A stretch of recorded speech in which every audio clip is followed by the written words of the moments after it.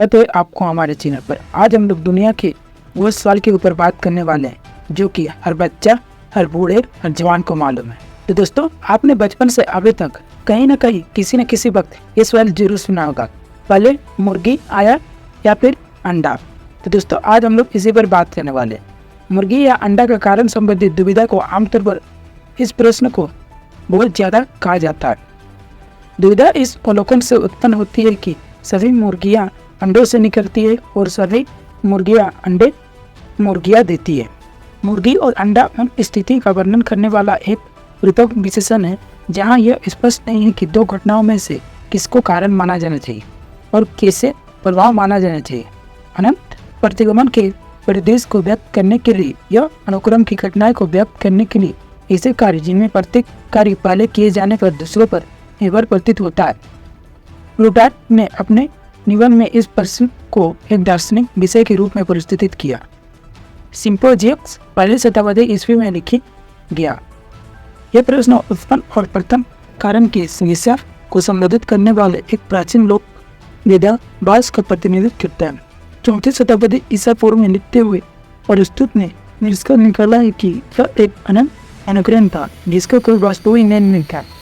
व्यापार की विचार से भी बाद लिखते हुए विशेष रूप से इस प्रश्न को महान और महत्वपूर्ण समस्या के रूप में रेखांकित किया।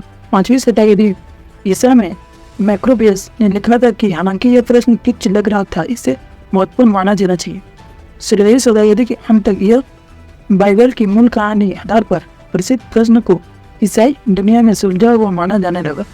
जानवरों के निर्माण का वर्णन करने में यह पहले मुर्गी की अनुमति देता है जो अंडे से नहीं आई थी। हालांकि बाद में प्रबुद्ध दार्शनिक ने इस समस्या पर समाधान पर सवाल उठाना शुरू कर दिया। 17वीं शताब्दी के मध्य कालों में कार्लो दाते ने इस विषय पर एक वेदांतपूर्ण बयान प्रकाशित किया। यद्यपि प्रश्न आमतौर पर रूपक के रूप में उपयोग किया जाता था। विकासवादी जीव विज्ञान शाब्दिक उत्तर प्रदान करता है तो डार्विन सिद्धांत द्वारा संभव हुआ कि प्रजाति समय के साथ विकसित होती है और इस प्रकार मुर्गियों के पूर्वज मुर्गियाँ नहीं थे। ग्रीक दार्शनिक एनाक्सिमेंडर द्वारा व्यक्त दृष्टिकोण के समान वेदावास को संबोधित करते समय अधिक प्रश्न सामान्यतः अंडे से संबंधित है तो अंडा पहले आया। पहला एमोनियस अंडा यानी एक कुटुर खोने वाला अंडा जो मछली और उभयचर के अंडे की तरह पानी में रहने की बजाय जमीन पर रखा जा सकता था, लगभग 312 मिलियन वर्ष पहले दिखा दिया था। इसके विपरीत मुर्गियाँ लाल जंगल मुर्गियों की पालतू संतानें हैं और संभवतः अधिकतम 8000 साल से भी कम समय पहले पैदा हुई थी।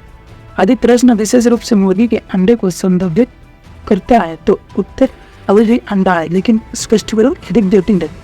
जंगली पक्षियों की कोई प्रजाति के अंतर्प्रजनन और पालतूकरण के माध्यम से मुर्गियों की उत्पत्ति की प्रक्रिया को कम समझा गया है और जिस बिंदु पर यह विकसित जीव मुर्गी बन गया वो कुछ हद तक एक मनमान अंतर है। कोई भी माध्यम चुने, लगभग आधुनिक मुर्गी के समान एक जानवर ने एक निश्चित अंडा दिया जिसमें डीएनए था, जिसमें वो माँ के डिम पिता के शुक्राणु या निषेचन में परिवर्तन के कारण आधुनिक मुर्गी बन गई। यह सुझाव दिया गया है कि आधुनिक मुर्गी के अंडे में पाए जाने वाले प्रोटीन की क्रिया उत्तर को जीन में गना सृष्टि है। गर्भवती निगरिया ओवोलेडन सूत्र का उत्पादन करती है जो इनके अंडे के चारों ओर गाढ़े कैल्शियम कार्बोनेट खोल के निर्माण का कारण बनाता है, चूँकि ओसी 17 मुर्गी द्वारा व्यक्त किया जाता है।